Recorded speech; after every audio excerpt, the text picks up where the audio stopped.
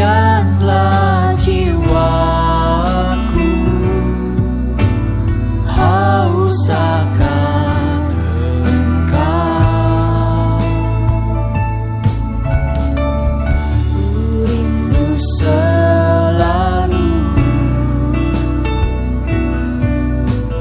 hadir-Mu di hidupku.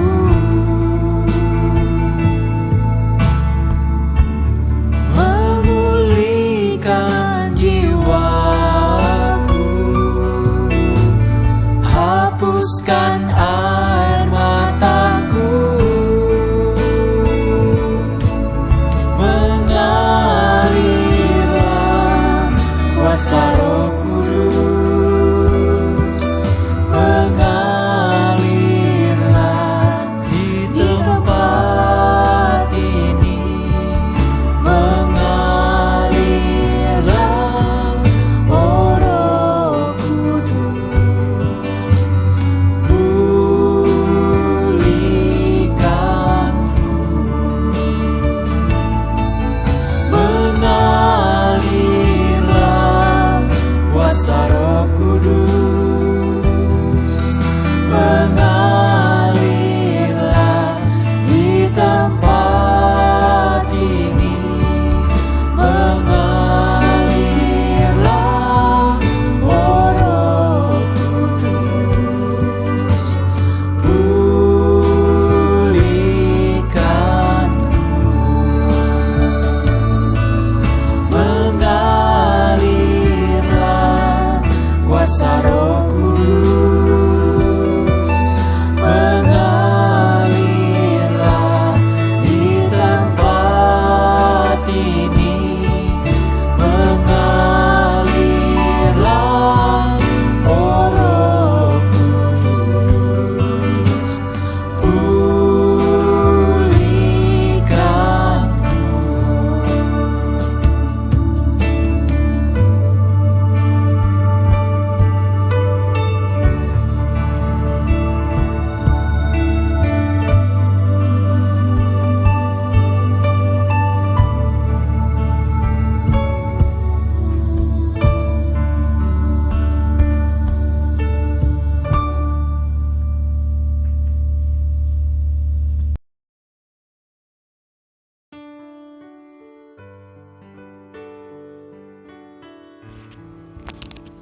Shalom saudaraku yang kekasih, puji Tuhan. Hari ini adalah tanggal 23 Mei 2020, hari Sabtu.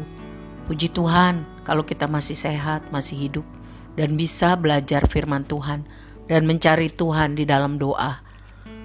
Saudara-saudara, sebelum kita belajar hari ini mengenai karya Roh Kudus dalam Perjanjian Lama, mari kita berdoa. Bapa kami yang baik, kami mengucap syukur masih hidup dan dapat belajar firman-Mu. Tuhan sangat mengasihi kami. Ajari kami supaya kami mengerti, dan penuhilah kami dengan Roh-Mu yang kudus, supaya kami bisa hidup maksimal seperti yang Tuhan mau. Kami minta dengan percaya di dalam nama Tuhan kami Yesus Kristus. Amin. Saudara-saudara, Roh Kudus dalam Perjanjian Lama. Roh Kudus adalah salah satu dari 3 oknum Allah Tritunggal, Allah yang kekal. Walaupun kuasanya secara penuh belum dinyatakan kepada umat Allah pada Perjanjian Lama, tetapi pada masa Perjanjian Lama juga terdapat banyak karya Roh Kudus. Kata Ibrani untuk roh adalah ruah, artinya angin atau nafas dari Allah. Karya Roh Kudus dalam Perjanjian Lama, yang pertama, Roh Kudus sangat berperan aktif di dalam penciptaan alam semesta dan makhluk hidup, termasuk manusia. Ketika Adam diciptakan, manusia pertama diciptakan, dikatakan Roh Allah yang mengembuskan nafas hidup dalam dirinya. Kejadian 2 ayat 7 dan Ayub 27 ayat 3. Kejadian 2 ayat 7. Ketika itulah Tuhan Allah membentuk manusia itu dari debu tanah dan mengembuskan nafas hidup ke dalam hidungnya. Ayub 27 ayat 3.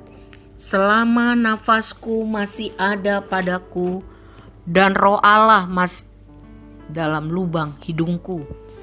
Saudara-saudara, yang kedua juga dikatakan bahwa di dalam Ayub 33 ayat 4, roh Allah telah membuat aku dan nafas yang maha kuasa membuat aku hidup.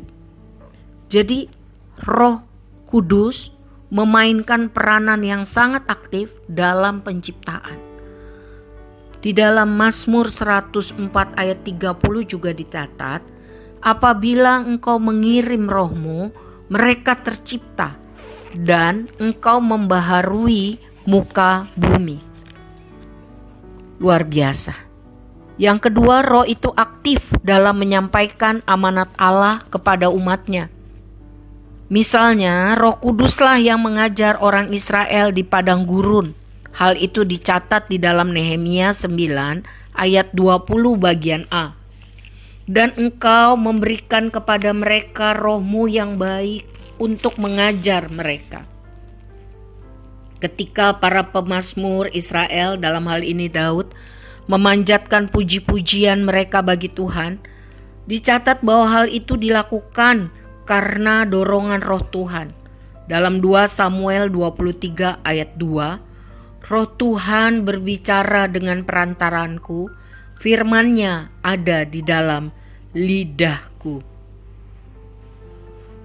Saudara-saudara yang kekasih di dalam Tuhan, di dalam Nehemia 9 ayat 30a juga diceritakan bahwa namun bertahun-tahun lamanya engkau melanjutkan sabarmu terhadap mereka.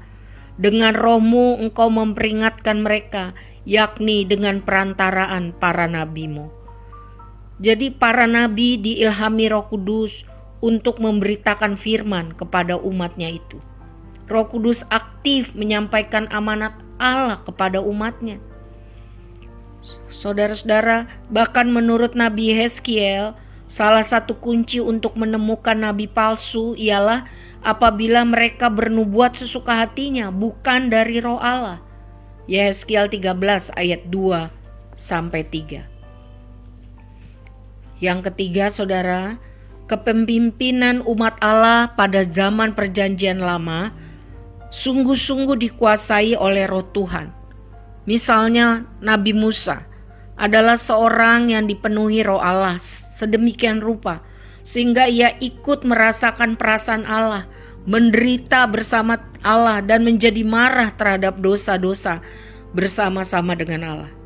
Ketika Musa dengan taat memilih 70 tua-tua untuk membantunya memimpin bangsa Israel, Allah mengambil roh yang ada pada Musa dan menaruhnya atas ke-70 orang itu. Bilangan 11 ayat 16 sampai 17 mencatat, lalu berfirmanlah Tuhan kepada Musa, kumpulkanlah di hadapanku dari antara para tua-tua Israel 70 orang yang kau ketahui menjadi tua-tua bangsa dan pengatur pasukannya. Kemudian bawalah mereka ke kemah pertemuan supaya mereka berdiri di sana bersama-sama dengan engkau. Maka aku akan turun dan berbicara dengan engkau di sana. Lalu sebagian dari roh yang hinggap padamu itu akan kuambil dan kutaruh atas mereka. Maka mereka akan bersama-sama dengan engkau akan memikul tanggung jawab atas bangsa itu. Jadi tidak usah lagi engkau hanya seorang diri memikulnya. Jadi saudara-saudara yang kekasih, sangat jelas bahwa dalam perjanjian lama syarat terpenting yang diperlukan untuk menjadi pemimpin adalah hidupnya mengalami atau ada hadirat roh Allah di sana. Dicatat banyak mengenai Gideon, Daud, Zerubabel, semua sama. Kepemimpinan mereka bisa berlangsung dengan benar dan sukses karena ada Roh Allah yang hadir dalam hidup mereka. Yang keempat, Roh Allah juga datang atas orang-orang tertentu untuk membekali mereka bagi tugas-tugas khusus. Jadi hanya orang-orang tertentu pada perjanjian lama dipenuhi oleh Roh Allah, dibekali oleh Roh Allah supaya mereka sanggup melakukan tugas-tugas khusus. Contohnya Yusuf yang menerima Roh untuk memungkinkan dia berfungsi dengan efektif dalam pemerintahan Firaun. Dicatat di dalam Kejadian 41 ayat 38. Juga Bezaliel dan Oholiab dipenuhi Roh Kudus sehingga mampu kreatif melaksanakan berbagai karya seni bagi pembangunan kemah suci dan bisa mentransfer pengetahuan mereka, mengajar orang lain. Itu dicatat dalam Keluaran 31 ayat 1 sampai 11. Pengertian dipenuhi Roh Kudus dalam perjanjian lama tidak persis sama dengan baptisan Roh Kudus yang dicatat dalam perjanjian baru, khususnya di dalam Kisah Para Rasul. Dalam perjanjian lama, Roh Kudus sekali lagi datang atas seseorang yang punya tugas, orang-orang pilihan untuk pelayanan khusus bagi Allah. Tetapi secara prinsip itu adalah tetap prinsip abadi Allah. Ketika Allah memilih seseorang untuk memakai secara luar biasa, perlu Roh Tuhan, Roh Kudus turun atas mereka. Sebab Roh Tuhanlah yang menuntun orang pada kehidupan yang benar. Daud menegaskan hal itu dalam beberapa mazmurnya, antara lain di dalam Mazmur 143 ayat 10. Ajarlah aku melakukan kehendak-Mu, sebab Engkaulah Allahku. Kiranya Roh-Mu yang baik itu menuntun aku di tanah yang rata. Umat Allah yang mengikuti jalan mereka sendiri, hidup semau-maunya, tidak dengar kepada Allah, menolak mengikuti jalan Roh Tuhan, lalai hidup sesuai dengan kehendak Tuhan, pasti mengalami bentuk-bentuk hukuman Allah. Mari kita perhatikan bahwa pada zaman perjanjian lama, Roh Kudus sekali lagi hanya memenuhi beberapa orang.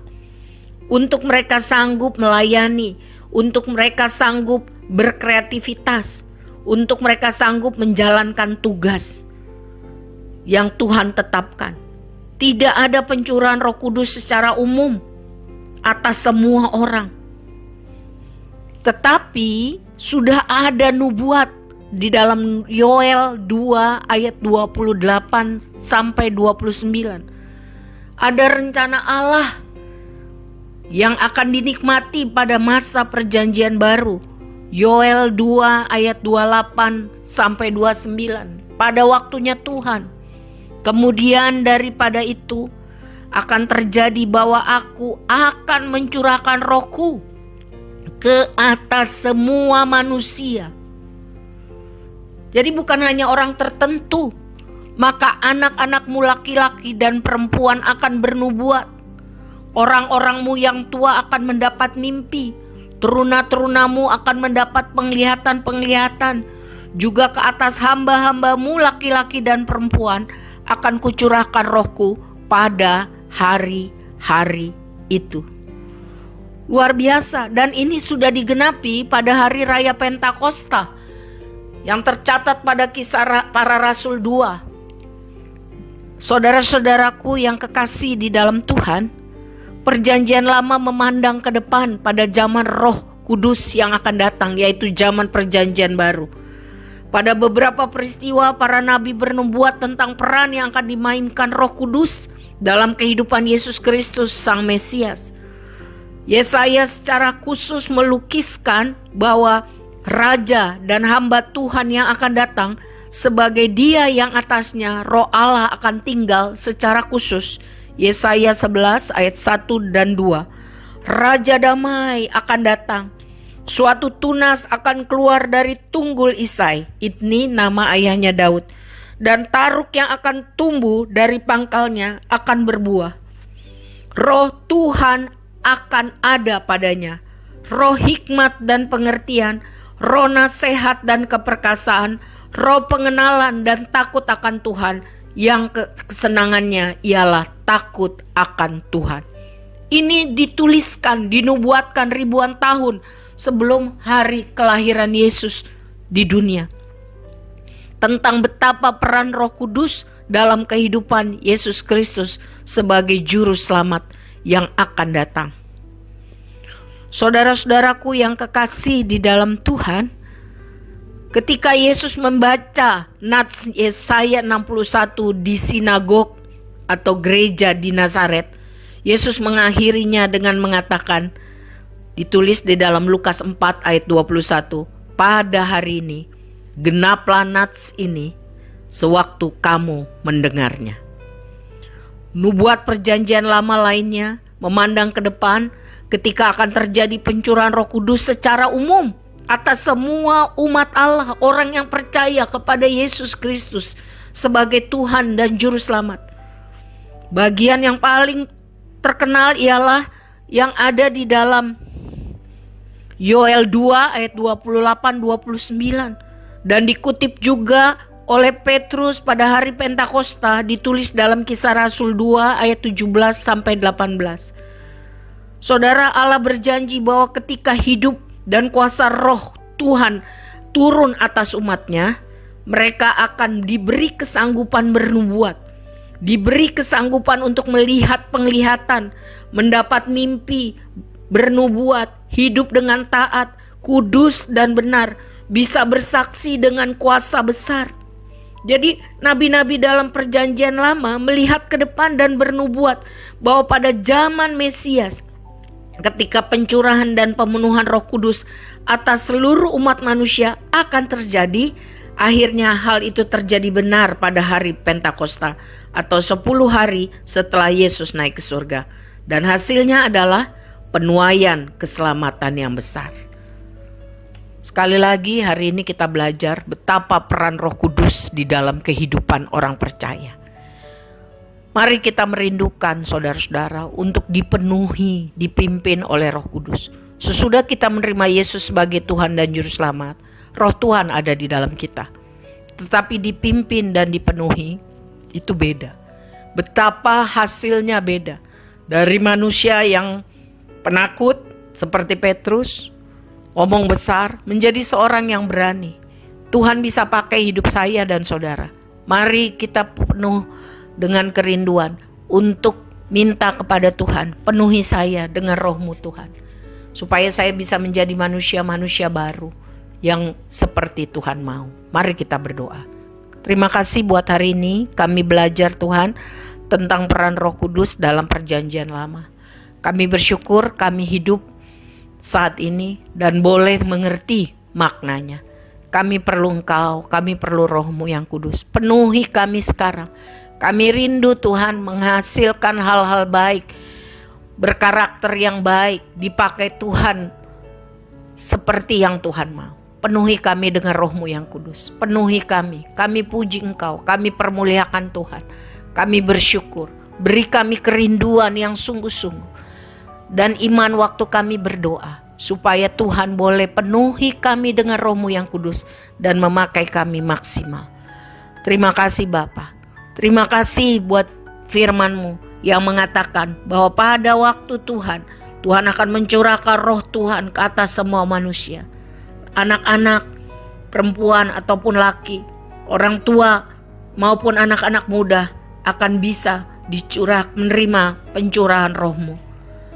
Hari-hari ini Tuhan, pada masa yang sulit ini, kami mau lebih lagi sungguh-sungguh di dalam Tuhan, supaya kami bisa maksimal. Sampai Tuhan datang, kami kedapatan percaya, taat dan setia. Kami berdoa dengan sungguh-sungguh di dalam nama Tuhan Yesus. Amin.